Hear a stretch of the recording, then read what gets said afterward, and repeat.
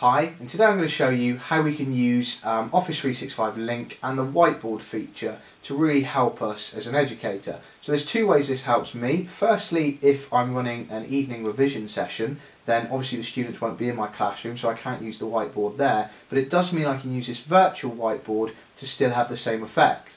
The other thing is sometimes in summer my classroom gets a bit stuffy, so it means students can pick up their devices and we can go outside and I can use this virtual whiteboard to run exactly the same lesson I would have delivered inside my classroom.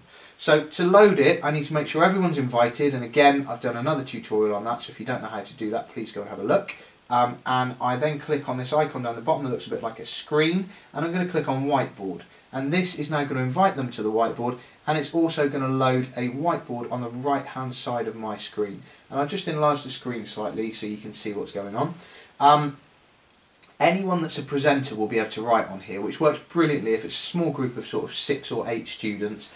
Then everyone can write away, and it means one of the tools, for example the picture tool, means I can insert a picture. So I quite often get an exam question and I'll insert that picture in, and it means students can answer that question and show their workings and use different colours. For now I'm just going to let the students write their own question. So student 1's going to write a question for student 3.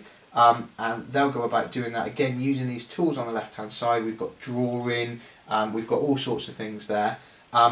If you don't want them to be able to write for some reason, which I tend to find with a whiteboard, I do want people to be able to write, but I might just want one of them to write at a time, I need to put them to attendees, and that will mean that they're not able to do that.